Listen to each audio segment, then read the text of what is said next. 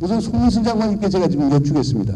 우선 하토야마 총리님께서 말씀을 하실 때 제가 볼 때는 공동체 말씀을 하시면서 은연중 미국이 변수다, 동맹이 변수다라고 하는 말씀을 하셨거든요. 그래서 동아시아 공동체하고 미국 중심의 동맹 체제라고 하는 것이 양립이 가능할 건지, 양립이 가능하지 않다라고 하면 둘 중에 하나 취사 선택을 해야 된다는 말입니다. 이거에 대해서는 그럼 장관님께서 어떻게 보십니까? 저는 이게 이제 평생 외교관으로 이렇게 살았는데, 외교관이 어디 가서 똑같은 생각과 입장을 가진 사람을 만나면요, 좀 재미가 없습니다. 이게 좀 서로 다른 생각이 있고 이래야 토론이 되는데, 우리 하토야마 총리께서는 제가 생각하는 거하고 거리가 별로 없어서 과연 이 토론이 될까 이런 생각이 든다는 걸 먼저 말씀을 드리고, 지금 우리 문재인 교수께서 중요한 질문을 하셨는데, 결국 지금 아시아 태평양에 있어서는 두 개의 큰 존재, 미국과 중국이 이제 어떻게 같이 공존하느냐 이런 문제인데, 세계 어느 나라로 가나 말씀이죠. 이런 속담들이 있습니다. 호랑이와 사자는 한 우리에서 평화롭게 살기가 어렵다. 근데 지금 중국과 미국과 중국이 아시아 태평양에 있어서 잘 공존할 수 있느냐 하는 이런 문제를 저는 어떤 시각에서 보고 싶냐 하면은 이 두 큰 존재가 아시아 태평양에서 평화롭게 공존할 수 있는 관건은 일본과 한국이 아닌가 싶습니다. 일본과 한국이 어떤 역할을, 방향을 어디로 이렇게 맞추어 가느냐에 따라서 공존할 수 있는 그 여유가 생길 것이다. 근데 중국이 지금 우리가 중국이 부상한다고 그러는데, 중국은 자기 입장으로서는 평화로운 부상이다 이렇게 이야기를 하지 않습니까? 중국이 화평불기한다.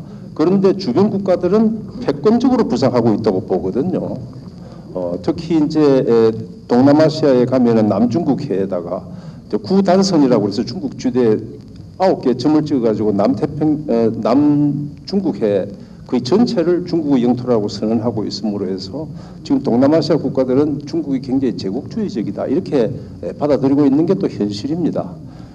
그 다음에 지난번에 중국이 중국해에 있어서 방공식별구역, 우리나라의 구역도 일부 나옵니다만 그걸 일방적으로 선언하는 이런 걸 보고 주변 국가들이 중국이 화평불기가 아니라 이게 패권적 부상을 하려고 한다 이렇게 받아들이고 있는 걸 중국 사람들도 사실은 잘 알고 있어요. 그래서 중국이 설린 외교를 강화한다 시진핑 이야기를 하고 있는데, 이게 이제 우리가 과연 중국이 화평불기냐 패권불기냐 이런 이 방향을 볼 수가 있고, 그다음 미국도 말씀이죠. 미국은 여러분들 아마 미국의 아시아 재균형 정책 이런 말을 이제 하고 있는데, 그럼 아시아 재균형 정책이 어떤 수단으로 아시아에서 미국이 역할을 하겠느냐 이걸 이제 갖고 이야기하는 겁니다. 미국이 처음 이 재균형 정책, 영어로는 이제 리밸런싱 또는 이제 피버팅 이런 말을 썼을 때 처음 한 게 호주 북부 다윈의 해병대 파견하고 미국의 아시아에서의 군사 동맹을 강화하는 이런 걸 내세웠습니다. 근데 미국이 군사적 수단으로 아시아에서 역할을 강화한다. 이렇게 하면은 미국의 아시아 재균형 정책은 아시아의 평화와 안전 그리고 공동의 번영을 위해서는 반드시 바람직한 건 아니라고 봅니다.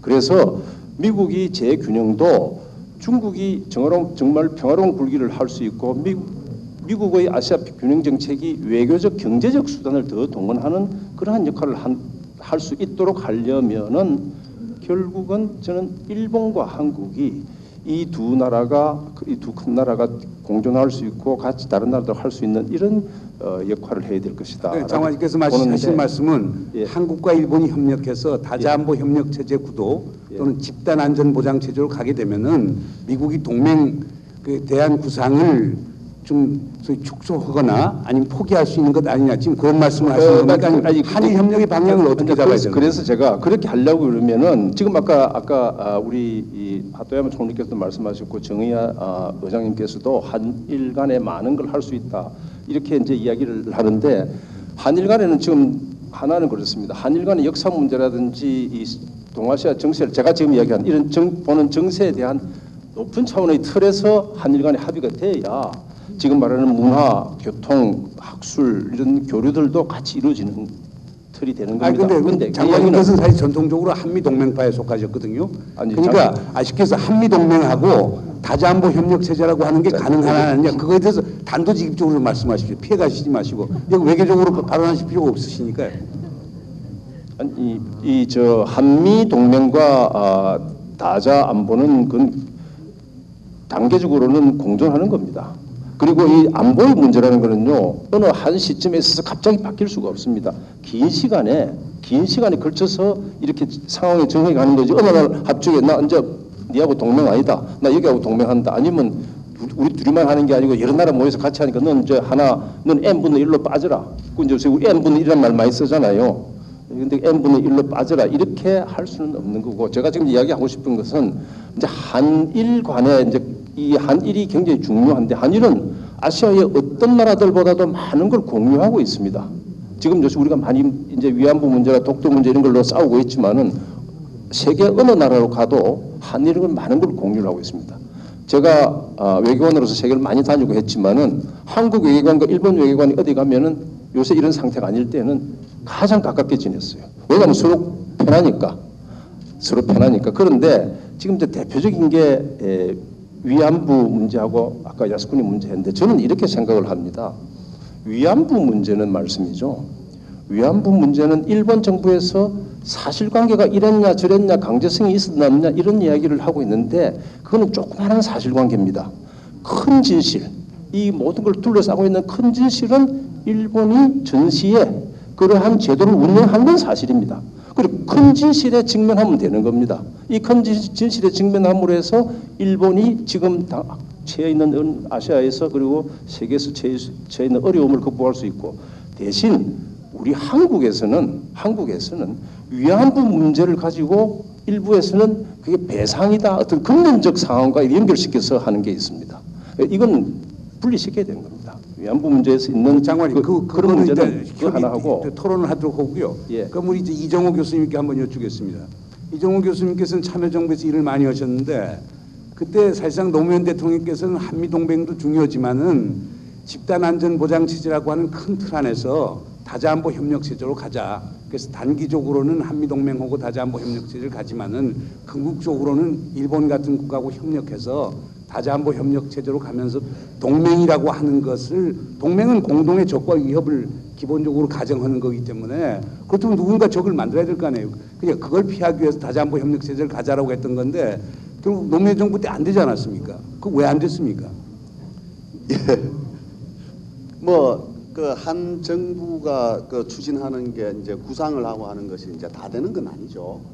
다 되는 건 아니고 그 노무현 정부가 추진했던 그 다자간 안보 협력 내지는 그 이제 그 동아시아 공동체를 위한 기본적인 이제 기반들 이걸 가장 잘 그 반영해 놓은 것이 아마 저는 9.19 합의문이다. 그러니까 이 동아시아 지역에서 이제 그 6개국이 서로 국제적인 협력을 제도화한다. 뭐 이런 합의를 사실상 끌어낸 그 국가의 공식적인 문서는 처음이었던 거죠.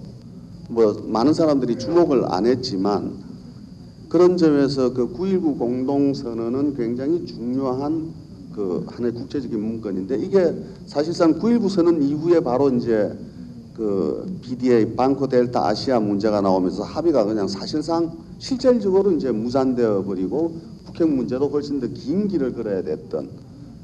그러니까 이제 이 동아시아 지역에서 다자간 안보 협력이라는 것도 북한을 저렇게 폭탄으로 놔두어서는 다자간 안보 협력이 사실상 가능하지 않고 그래서 어떻게 해서든 북핵 문제를 해결을 하고 그렇게 해서 이 북핵 문제를 해결하는 과정에서 다자간 안보 협력체의 기반들을 다져나가는 이런 구상이 이제 참여정부의 그 동아시아 안보 전략의 기본적인 구상이었다라고 저는 생각을 합니다. 근데 이제 이런 것들이 한국의 힘이 기본적으로 약했고 또 같이 이제 협력을 해야 했던 일본 정부는 그 당시 그 북한과의 그 일본인 납치 문제로 인해서 줄기차게 그 부분만 주장을 했었고 또 미국은 그 BDA 문제로 뒤통수를 치고 뭐 이런 과정에서 한국이 제대로 역량을 발휘할 그럴 기회를 맞지 못한 것 아닌가 저는 그렇게 봅니다. 하토야마 총리님, 그 총리님께서는 아까 그 미국 변수를 많이 말씀하셨는데 사실상 총리님께서는 주일 미군이 항상 상시적으로 존재할 필요가 있느냐? 일본이 위기를 당했을 때 그때 미국이 오면 되는 것 아니냐 이런 말씀을 하셨고 후테마 기지 이전 문제에 대해서 상당히 혁신적 발상을 하셨고 그 결과로 어떻게 보면 사실상 우리 민주당 정부까지도 어려움을 일본의 민주당 정부까지도 어려움을 겪었다고 보는데 지금 하토야마 총리께서는 미국을 어떻게 보십니까? 그러니까 그리고 제가 볼 때는 만약 일본이 지금 아베상은 중국 위협론 이런 걸 지금 팔아서 미일 동맹 강화를 하려고 그러는데 중국 위협론의 실체에 대해서 하토야마 총리님께서는 어떻게 보고 계신지요? 이 중요한 질문이라고 생각을 합니다. 우선 아베 총리께서는 중국 위협론을 제창을 하고 있습니다. 지금 아까 송 장관님께서 말씀해 주신 것처럼 중국의 위협은 물론 있습니다. 군사력이라고 하는 것이 매년 두 자릿수 성장을 하고 있습니다. 그것도 물론 실태입니다. 중국에게도 할 만한 이야기는 해야 되겠죠. 그것은 당연한 이야기라고 생각을 합니다. 그러나 그렇다고 해서 중국이 무서우니까 그러니까 일본은 미국과 군사력을 더 강화해야 한다라는 방향으로 가서는 안 되겠죠. 그렇기 때문에 더 중국과 더 협력 관계를 잘 맺음으로써 군사력에 의존하지 않고 화해라고 할까요? 대화, 협의를 통해서 서로의 어떤 위협이라고 할 만한 요소를 배제시키는 노력이 더 중요할 거라고 생각을 합니다. 뭔가 좀 위협이 생기면 바로 그 위협을 더 크게 생각해서 군사력을 강화시키려고들 하는데 그게 아니라 오히려 그럴수록 더 대화 노력이라고 하는 것을 더 기울일 필요가 있다고 생각을 합니다. 그럼으로써 위협 그 자체를 줄여나가는 노력, 결과적으로 미군의 특히 오키나와에서의 그 기지 존재라고 하는 것이 기지라는 존재를 좀 축소해도 될 만한 상황으로 바꿔야 된다고 생각을 합니다. 지금 바로 어떤 이상론이다라고 저도 물론 제 스스로 생각을 합니다만 모든 것이 해소되고 있지 않은 상태에서 그쪽으로 더 유도하는 것은 참 어렵습니다만 그렇기 때문에 더 포기하는 것이 아니라 대화와 협의를 통해서 해야 된다고 생각을 합니다. 아까 평화의 길이라는 얘기도 있었습니다만 이 화해의 길을 더 추구해야 될 필요가 있을 것이라고 생각을 합니다. 정치인으로서 이상적인 모습을 생각하고 그것을 향해서 어떻게 하면 일본이 그 방향을 좀 만들어낼 수 있을지 저는 그런 생각을 합니다만 제가 생각하고 있는 어떤 그 이상이라고 하는 것은 아까 말씀하셨던 그러니까 상시 안전 체제입니다. 그러니까 위기 촉발, 위기 득발 이럴 때 미군의 협력을 요구하고 그렇지 않을 때는 기본적으로 일단 철수해서 일본에서 뭔가 현재 있는 그 미군의 기지는 일단 다른 시설로 사용하고 이런 쪽이 훨씬 더 시대에 맞는 방향이라고 생각을 합니다. 때와 소리가 인터뷰하시는데 재미있는 말씀하셨거든요. 내가 왜 실권했느냐. 사실상 외무성의 저항, 일본 방위청의 저항, 그리고 일본의 소위 보수 본류들의 저항 때문에 결국에 내 정권을 놓쳤다. 그럼 일본의 그런 현실로 보아서 지금 총리님이 그러한 제안이 일본 사회에 얼마나 먹혀 들어갈 수 있다고 보십니까?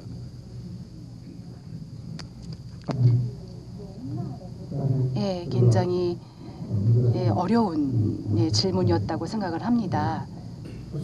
예, 말씀하신 것처럼 제가 저 스스로의 어떤 역부족으로 최종적으로 그 후텐마 문제가 해노코로 돌아가 버렸습니다. 그것은 제 자신의 문제, 책임이라고 생각을 합니다. 근데 왜 그렇게 말씀을 드리냐 하면 제 자신이 충분히 어떤 관료, 강요들을 컨트롤하지 못했기 때문입니다.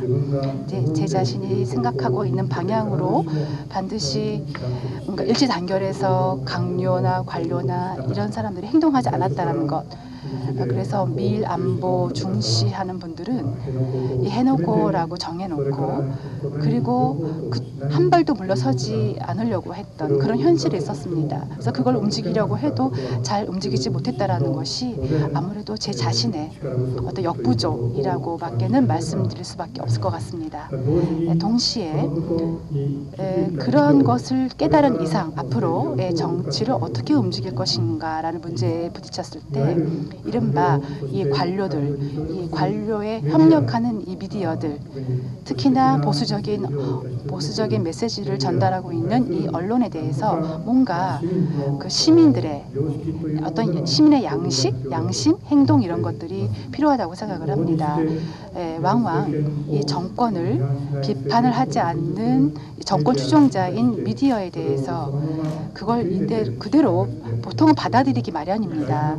그래서 중요한 것은 일본의 미래를 생각할 때 일단 시민 한 사람 한 사람의 결단이 필요할 것 같습니다. 예전에 냉전 시대에는 미국에 따라 미국과 관료를 따라가는 사람들이 문제가 없었습니다. 그렇지만 지금은 그렇지 않습니다. 미국에 뭐든지 다 맡겨서도 안 되겠고 또 관료에 다 맡겨서도 안 되겠죠. 그래서는 자기들의 책임으로 돌아올 수가 있습니다. 일단 한 사람 한 사람이 빨리 그런 사실을 좀 깨달을 필요가 있을 것 같습니다. 그러기 위해서라도 민주주의라는 것을 좀 더 성숙화시킬 필요가 있을 것 같습니다. 어떻게 생각합니까? 주한 계속 있어야 되는 겁니까? 그 다음에 북한 위협이 만약 없어진 다음에 중국 위협 때문이라도 주한미군 꼭 있어야 되는 겁니까? 그걸 분명히 좀 밝히시죠. 우리 문 교수님이요. 상당히 기자가 이렇게 정부 당국자한테 이렇게 질문하듯이 많이 하시는데 저는 주한 미군뿐만 아니라 주일 미군이 어느 정도 상당한 수준까지 있어야 된다고 생각을 합니다. 이걸 왜 그런 측면에서 보느냐면은 우리가 이렇습니다. 군대가 있는 것은 위협이 있기 때문에 군대가 있습니다. 근데 지금 또 반대로 군대가 있기 때문에 위협이 생긴다 이렇게 보는 시각이 있습니다. 어느 게 먼저냐? 근데 저는 위협을 감소시키고 거기에 맞춰서 군비를 감축시키는 게 맞다고 봅니다. 특히 일본의 경우에는 하도야마 총리님 같은 그런 시민 정신이면 모르지만은 한국이 보는 일본은 주일 미군이 철수를 하면은 그 자리는 일본의 군사력이 메꿀 것이라는 우려를 우리뿐만 아니라 아시아의 일본을 제외한 많은 나라들이 갖고 있습니다. 그렇기 때문에 위협을 감소하는 노력을 먼저 하고 거기에 병행해서 군대를 줄여야 되고 한반도 통일 이후에 주한 미군의 역할은 그때는 지금하고 달라지겠죠. 아시아가 전체적으로 위협이 다 감소되고 외국의 군대가 주둔할 필요가 없는 상황이라면 모르지만은 그런 상황은 아주 저는 아까 제가 말씀드린 대로 호랑이와 사자가 한 우리에 평화롭게 살기 어렵듯이 미군이 필요 없는 그런 시대가 빨리 통일 후에도 오지는 않을 것이라고 봅니다. 그래서 이런 걸 두고 아까 우리 이정호 교수께서 2005년에 우리가 육자회담에서 9월 19일 이 추석날입니다. 공동 성명을 채택했는데 그 당시 제가 한국 대표로 참석하고 있었지 않았습니까? 장장 19일간에 걸친 이렇게 방에 가둬놓고 이 협상이 끝나기 전에는 방을 떠나지 못한다고 협상을 했는데 거기서 나온 게 사실 북한은 핵을 포기하고 지금 북한 핵 문제 때문에 아시아에 많은 긴장이 올라가고 있는 것 아닙니까? 요새 많이 되고 있는 미국의 그 사드 배치, 서해에서 항공모함 훈련, 그 다음에 각종 군비 정강, 일본의 미일 방위 협력 지침, 한반도 유사시 군사력 배치 등등 모든 문제가 북한 핵 문제를 그걸 기억을 하고 들고 나오고 있는 겁니다. 부분적으로는 샘카고 다이어트의 문제도 있지만은 그것은 이걸 해결하기 위해서는 북한이 핵을 포기하고 제일 핵심은 미국과 북한이 관계 정상화를 해라. 그런데 그 둘이만 갖고 안 되니까 우선 한반도에서 평화체제가 되겠다. 한반도가 휴전 상태에 있어서는 안 되겠다. 한 250km 되는 휴전선에 양쪽에 합쳐서 그 200만에 가까운 군대가 대치하고 있는 상태에서 어떻게 평화가 되겠느냐. 그래서 한반도에서 휴전체제를 만들어야 된다. 그런데 가만히 보니까 이게 한반도라는 게 따로 떨어져 있는 동네가 아니니까 한반도가 이렇게 아까 오늘 오후에도 동아시아 대분단 체제 논의가 있는 걸로 알고 있습니다만은 이 동아시아 대분단 체제가 관련되어 있기 때문에 그래서 동북아시아에 있어서 다자간 안보 대화를 하자. 다자간 안보. 그래서 이제 핵을 포기하고 관계 정상화하고 경제 협력하고 평화 체제 만들고 그걸 둘러싸는 동아시아 다자 안보 대화 체제를 만들자고 우리가 그렇게 구성을 한 겁니다. 기계를 치면은 완전한 엔진을 만들었는데 지금 이제 정치인 하도야마 총리께도 정치인이고 저도 잠시 정치에 있었지만은 그러한 합의가 있을 때 될 때까지만 해도 한국, 일본, 미국이 다 언어는 좀 상당히 맞았어요. 근데 양국의 정부가 바뀌면서 어떻게 되느냐면은 전에 있던 정부 했던 건 다 없애라, 새로 하자. 내가 정권을 잡았으니까 뭐 새거 좀 만들어 보자. 근데 새거 만들어 보려니까 전에 만들었던 것보다도 더 좋은 걸 만들 수가 없어요. 그렇다고 아 이거 전에 게 낫네 이렇게 해서 갖다 다시 쓸 수도 없고 이렇게 해가지고 이제 다 팽개친 상태입니다.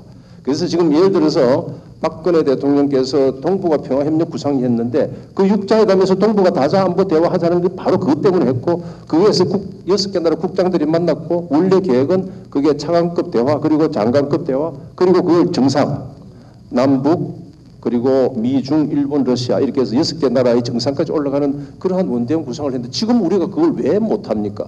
그렇게 해 나가면은 오늘 이야기한 이러한 것들이 다 포괄되는 이런 걸 합니다. 우리가 이제 어디 가서 시장을 볼 때도요. 시장을 볼 때도 주머니 조그마한 거 하나씩 들고 가서 물건 다 담으면 안 됩니다. 크게 장사하려고 그러면은 보따리 큰 거 들고 가서 이런 거 저런 거 다 담아서 싸가지고 오는 거거든요. 제가 이야기하는 그런 5개 요소를 집어넣으면은 오늘 이야기한 것들 다 담을 수 있는 게 아니냐 이렇게 봅니다. 우리 이정호 교수님, 그 이정호 교수님 이 문제를 한번 여쭐게요. 중국의 부상은 우리에게 위협입니까 아닙니까? 지금 우리 아까 하토야마 총리님께서는 상당히 중요한 말씀하셨거든요. 중국의 부상을 위협으로 간주하면 중국의 부상은 진짜 위협이 된다. 그런데 중국의 부상을 위협으로 간주하지 않고 그것을 소위 긍정적 입장에서 보면은 중국 자체도 변할 수 있지 않느냐. 상호작용적 측면에서 봤는데 우리 이정호 교수님께서는 어떻게 보십니까? 예, 우선 뭐 제 생각을 말씀드리기 전에 노무현 대통령께서 하신 말씀을 먼저 소개를 좀 해드리겠습니다. 그 이전에 그 라이스 국무장관이 이제 왔을 때 청와대에서 이제 하신 말씀이 미국이 중국을 적으로 생각하면 중국은 미국의 적이 될 것이다. 미국이 만약에 중국을 친구로 생각한다면 중국은 미국의 친구가 될 것이다. 이 이제 전형적으로 이제 구성주의 국제정치 이론적 관점 아니겠습니까? 그 중국의 부상이라는 것이 위기죠. 그러니까 위기라는 것이 이제 위협과 기회가 같이 공존하는 것인데 그 중국의 부상을 우리가 동아시아 차원에서 어떻게 서로 공존하고 공동 번영할 수 있을 하게 할 수 있을 것인가 하는 점이 가장 중요한 핵심 아닌가. 그래서 최근에 그 이제 문재인 교수님께서 말씀하시는 공진화, 그러니까 미국하고 중국 사이에 공진화하자. 근데 이 공진화라는 것이 사실은 미국과 중국 사이에서만 있는 일이 아니라 그 동아시아 국가들 모두에게 해당하는 거죠. 그러니까 중국이 수세기 만에 잡은 이 새로운 기회.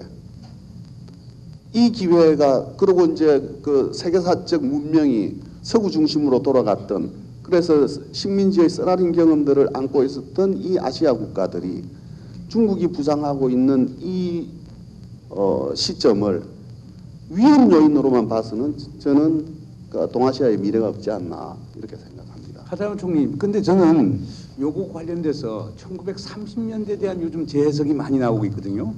원래 사실상 우리 하토야마 이치로 그 선생 우리 조부 되시는 하토야마 이치로 선생님께서는 그 구텐호프 칼레르기 백작의 신유럽론이라고 하는 책을 제가 일본에 번역해서 그 소개했던 걸로 기억을 합니다만은 그래서 1920년대 유럽의 새로운 질서, 유럽의 새로운 지역주의에 대한 소개를 많이 했었거든요.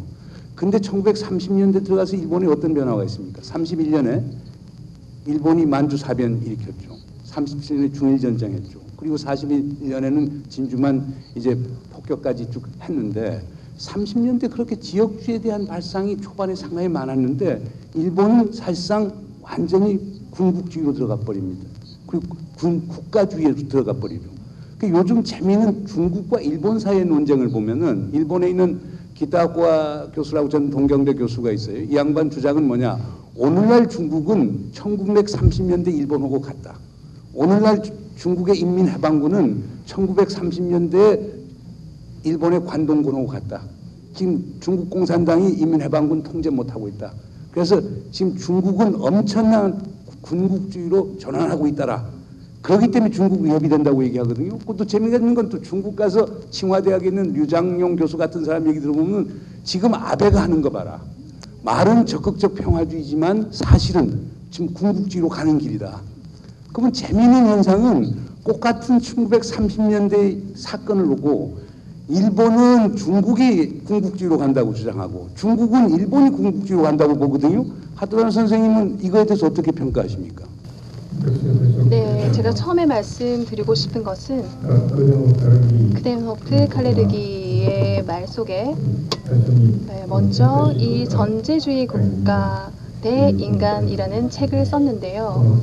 그 처음에 나오는 말은 인간의 창조물이라는 것입니다. 국가는 인간의 창조물이라는 것입니다. 따라서 국가가 인간을 위해서 존재하는 것이며 인간이 국가를 위해서 존재하는 것은 아니다 라는 말입니다. 근데 인간과 국가와 그 관계를 생각하면 국가가 바른 일을 하면 되겠지만 국가라는 것은 하나의 조직, 어떤 의미에서 수단이지 결코 목적이 아닙니다. 따라서 인간이라고 하는 목적을 달성하기 위해서는 그 결과가 도움이 되지 않으면 국가가 오히려 없어지는 편이 좋다는 그런 얘기가 있었습니다. 그 당시 전체주의가 대단히 만연해 있는 가운데서 그 스탈린과 나치 히틀러의 전체주의가 만연돼 있는 그 동안에 지역 전체를 의회라는 생각으로 맺으려고 하는 발상이 나와 있습니다. 저는 지금이야말로 그 발상이 일본에서 또 중국에도 이해를 시키고 이를 통해서 크게 재창을 해서 그들이 그 방향을 추구할 수 있도록 하고 싶습니다. 왜냐하면 지금 바로 말씀하신 바대로 제가 봤을 때 아베 총리의 그 좀 전에 제가 강연에서도 말씀드린 그 몇 가지 그 사태들이 모두 군국주의 국가로 향하고 있는 것처럼 그 국가의 힘을 국민보다도 더 강화시키는 방향으로 향하고 있다고 생각이 듭니다. 그래서 일본에서 사람을 바꾸고 싶다고 생각했을 때 스스로가 바꾸지 않으면 안 된다고 생각합니다. 그래서 이 군국주의에서 비판하기 전에 일본 자체가 과연 그런 상태가 아닌가 하는 것을 스스로 경계하고 그리고 자신들이 바뀌면 중국도 서로 바뀔 수 있다. 그리고 군국주의적인 국가 혹은 국가주의적인 국가가 아니라 보다 국민들에게 주권을 부여하는 그런 국가가 되자라는 방향으로 나아가야 된다고 생각합니다.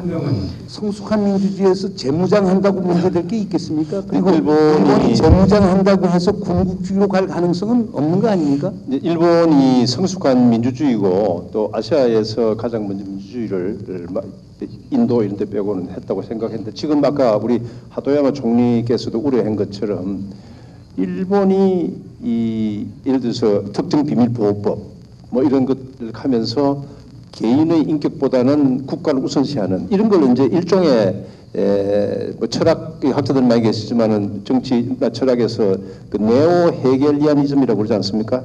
헤겔의 철학을 운영해가지고 또 신헤겔주의라고 이렇게 해서 개인보다는 국가의 우선순위를 두는 이러한 풍조가 다른 나라가 아닌 일본에서 그게 우려가 될 정도로 나타나는 것은 정말 위험하다. 이제 네오 헤겔리아니즘이 제일 지금 그걸 잘 쓰고 있는 게 북한이거든요. 북한 3대 세습이 개인의 가치, 인격보다는 국가가 우선이다 그걸 두고 있고 그 다음에 중국도 사실 일당 독재를 하고 있는 것은 국가 우선주의입니다. 거기에 이어서 일본까지 이렇게 나오고 우리 한국에서는 그게 이제 서로 뭐 충돌되고 있는 상황이지만은 이렇게 되는 것은 이런 전 상황을 아주 저는 냉정하게 봐야 된다고 봅니다. 아시아의 미래가 닥쳐온다. 아시아의 미래 그냥 있는데 아시아 미래 절대 닥쳐오지를 않습니다. 그래서 저는 아까 그런 면에서 아까 한일 간에 많은 이야기를 해야 되는데 중국 문제가 나왔어요. 한번 잠깐 말씀드리면은 중국이라는 게 지금 하고 있는 게 뭡니까? 사회주의 시장 경제, 이게 전혀 말이 안 맞는 거거든요. 지금 남자 같은데 여자 같다? 여자 같은데 남자 같다? 이 말하고 같은 거 아닙니까? 사회주의 시장 경제라는 게. 그 인류 역사상 한 번도 실험해보지 않았던 걸 지금 실험을 하고 있는데, 저는 중국이 이 실험이 비교적 순조롭게 가는 동안에는 큰 위험은 없을 거라고 봅니다. 그런데 만약에 이 실험이 가다가 난관에 봉착하고 어려워지면은 그때는 중국의 아까 지금 이야기한 대로 민족주의와 군국주의 이런 것들이 결합해가지고 아시아에 큰 위험을 낼 수 있다는 걸 항상 염두에 두어야 되고, 그런 면에서 아까 또 미국 이야기를 했는데, 미국은요 지금 사회주의 시장 경제를 하고 있는 중국을 어떻게 해야 될지 대책이 없습니다. 지금 예를 들어서 우리 이제 실험판에 가면 실험 선수들이 삿발을 한번 딱 잡아보면은 이게 내가 배지기를 넣어야 될지 엎어치기를 해야 될지 잡치기를 해야 될지 이게 나오는데, 중국은 지금 미국은 어떤 걸 써서 중국을 잡아야 될지를 한번 지금 감이 안 잡히는 겁니다. 이 왜 그러냐면은 역사적으로 미국이 1차, 2차 대전 세계할 때 독일을 1차 대전에서 그리고 2차 대전에서 독일을 꺾고 세계 평화를 가져갔을 때는 독일이라는 나라는 인구도 작고 덩덩이도 크고 자원도 작고 그래서 미국하고 상대가 안 됐어요. 그래서 이겼어요. 그 다음에 나온 게 냉전입니다. 냉전. 콜드워. 냉전이라는 건 소련이라는 걸 상대로 했는데, 소련은 땅덩어리도 크고 인구도 많고 자원도 컸는데 이게 결정적으로 공산주의라는 작동되지 않는 시스템의 결함이 있어서 이길 수 있었어요. 근데 중국이라는 게 딱 나와가지고 어떻게 됐냐면 사회주의 시장 경제, 인구도 엄청 많고 자원도 많고, 그런데 이 새로운 방식 일당 독재를 하면서도 이런 시장 경제를 택해가지고 계속 성공을 하고 있기 때문에 지금 미국이 중국을 어떻게 상대할지 삿발을 못 잡고 있는 게 지금 저는 그 현상이라고 봅니다. 이런 현상일 때에 왜 한국과 일본과 한국이 이 방향을 우리가 원하는 방향을 끌고 가는데 같이 힘을 합치는 게 중요하다는 걸 제가 계속 강조하는 겁니다. 아니 이정호 교수님, 예. 한국하고 일본이 같이 갈 수 있어요? 지금 아베 내각 하에 일본과 예. 우리 박근혜 정부 하에 한국 둘이가 같이 갈 수 있을까요? 거기는 같이 못 가겠죠. 아까 이제 그 하토야마 총리께서 하신 말씀이 이제 그러니까 그 많은 역사적 상처가 있기 때문에 그 상처받은 사람의 입장에서 이 상처를 치유하려는 노력이 필요하다. 그리고 이제 그 와다 하부키 선생도 이 동아시아 공동체가 가능한 이유는 그동안의 전쟁으로 인해서 전쟁으로 받은 상처가 워낙 커서 이 화해에 대한 열망이 크기 때문에 동아시아 공동체가 가능할 거다. 뭐 이렇게 이제 그 문정인 교수님 책에서 이제 대담할 때도 그렇게 말씀을 하셨던데, 이 문제는 가장 기본적으로 저는 그 하토야마 총리님의 생각이 옳다고 봅니다. 그러니까 이 지역을 이 모양 이 꼴로 만들고 오늘날까지 이렇게 온 데는 일본의 책임이 크다라는 것.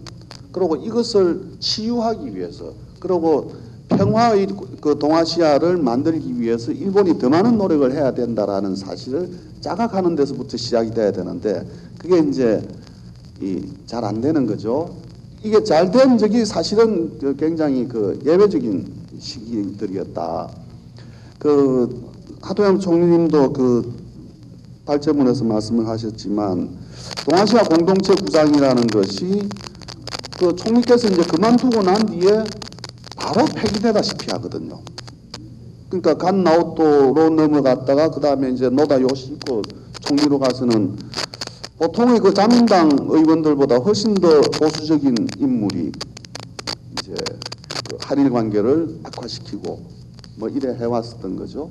저는 그런 의미에서 그럼 장기적으로 어떻게 할 거냐 하는 점에 있어서는 아까 정유화 국회의장님께서 말씀하신 공동 역사 교과서, 이게 사실은 그 전에 이 시도가 없었던 게 아니거든요. 그래서 그 결과물이 나왔습니다. 한번 나왔는데 나오면 뭡니까? 이게 쓰여지질 않으니까. 그러니까 미래 세대, 그러니까 지금 나오는 헤이세이 세대들이 젊은 일본의 정치 지도자들이 대단히 보수적인 이 우려할 만한 예측, 지금 진행되고 있는 사항, 그 다음에 젊은이들이 배우고 있는 교재들이 대체로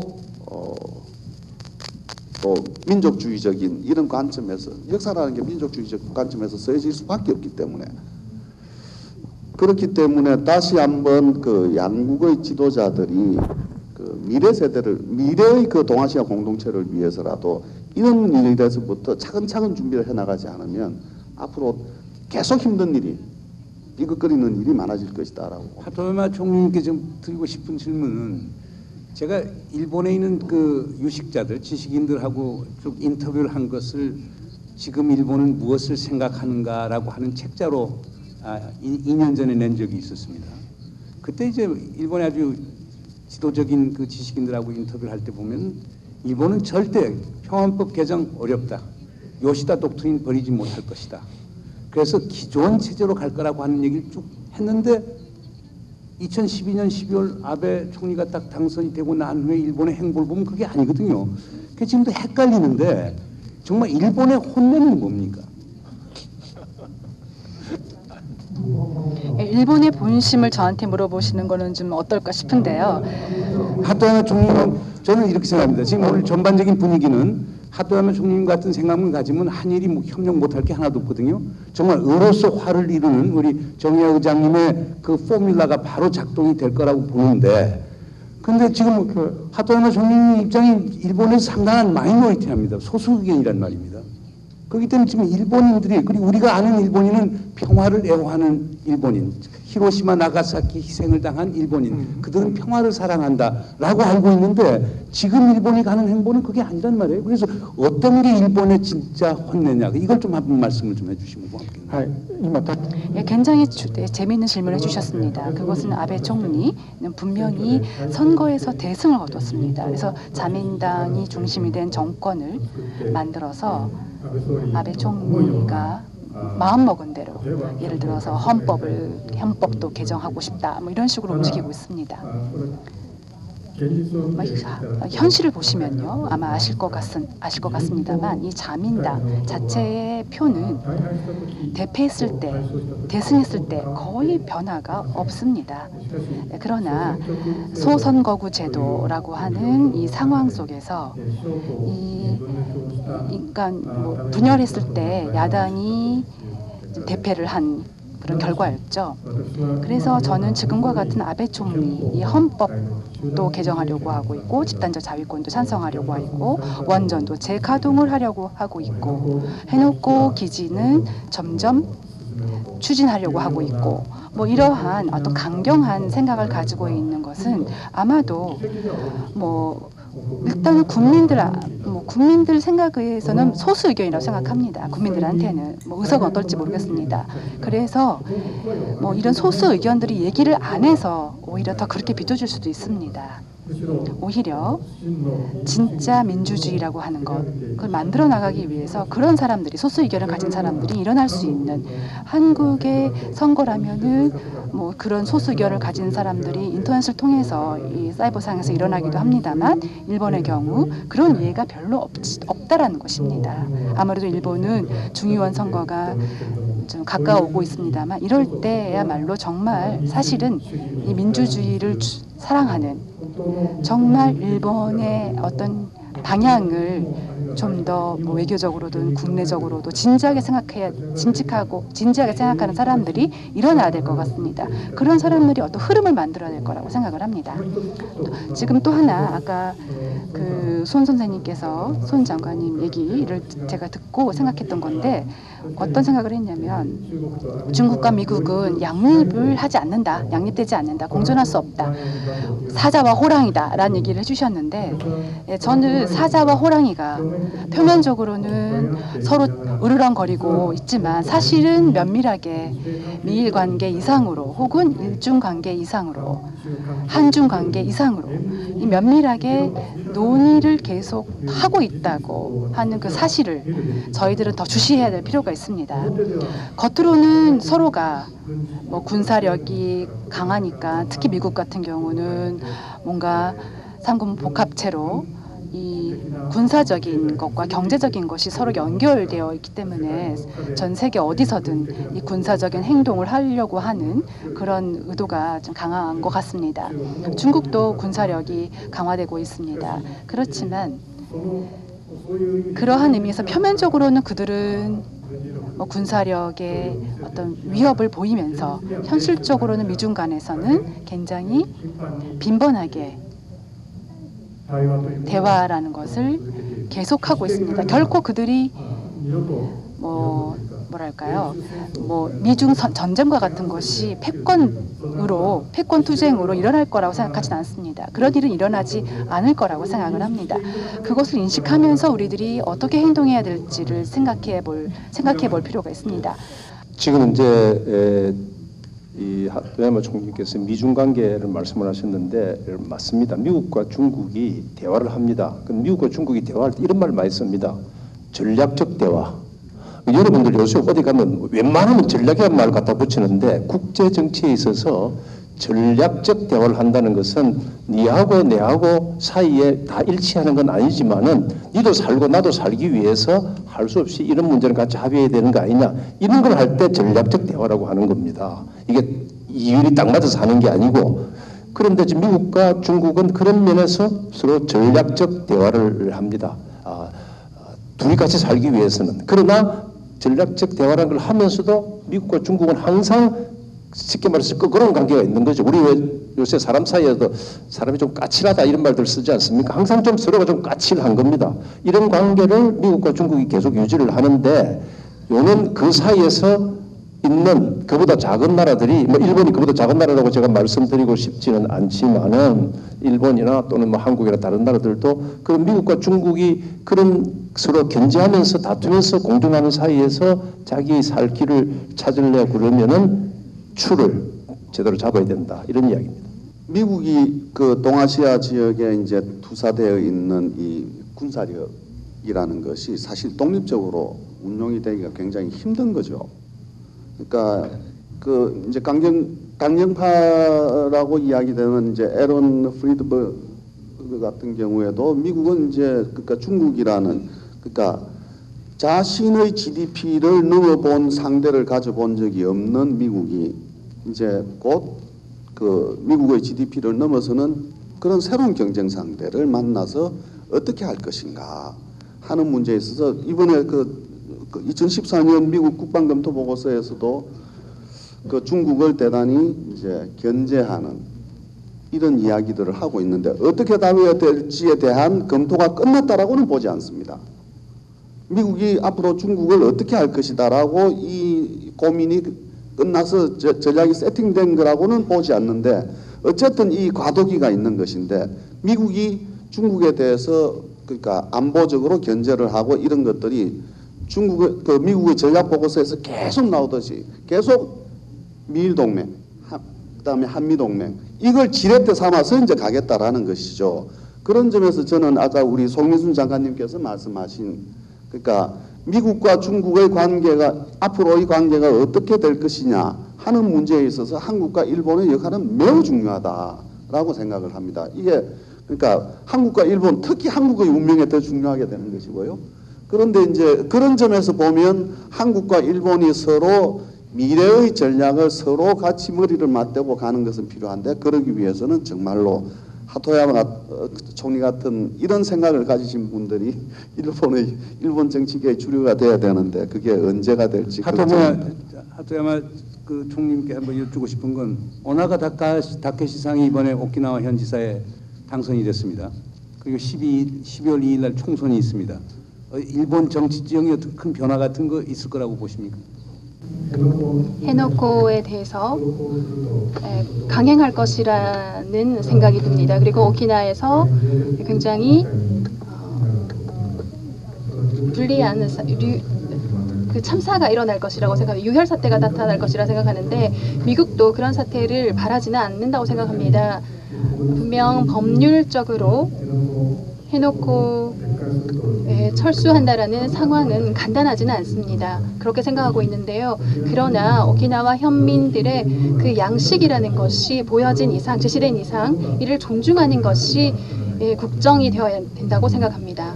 따라서 오키나와의 현민들만의 문제가 아니라 일본 국민들 전체가 오키나와에서 해놓고라면 아베 정권에 있어서 어려운 메시지를 주었다고 생각합니다. 스스로의 문제로서 받아들이는가 하는 것이 중요하다고 생각합니다. 아무래도 일본의 많은 사람들은 오키나와는 따로이고 우리하고는 상관이 없는 얘기라고 생각을 하고 있는데요.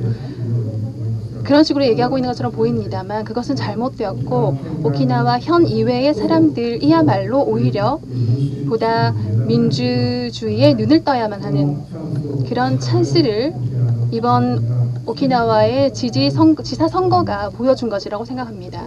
동아시아 공동체는 우리 동아시아의 평화짓을 만드는 데 가장 중요한 사실상 전제 조건이라고 볼 수가 있겠죠. 그러나 동아시아 공동체를 만드는 데는 문제가 여러 가지 있다. 그중에 제일 큰 문제는 미국과 중국 간의 패권 경쟁이라는 것도 있고 그다음 아주 편협한 민족주의가 있으면서 결국 국가주의, 민족주의들이 동아시아 공동체 건설에 장애물이 되고 있고 그리고 궁극적으로는 이런 문제들을 국내 정치화시키면서 포퓰리즘에 영합하는 이런 정책을 펴면서 상당히 어렵다. 그러면 이것을 극복하는 길은 뭐냐? 우리 하타마 총리님께서 아주 명쾌한 답을 주신 것 같습니다. 깨어있는 국민이 통제할 수 있는 나라. 그건 아까 우리 갈레르기 백작이 얘기했던 결국 인간은 목적이지 수단이 아니다. 국가는 수단이지 목적이 아니다. 라고 하는 말처럼 국가는 수단이지 목적이 아니고 결국 그 주인은 우리 국민이기 때문에 국민이 원하는 그런 국내 정치, 그러한 동아시아 질서를 만드는 그게 가장 필요한 것 아닌가 생각이 됩니다. 그런 점에서 깨어있는 국민, 그것이 오늘 아마 우리 원탁 토론에서 남기는 중요한 교훈이 아닌가 생각이 듭니다. 대단히 감사합니다. 박수 다시 환영합니다.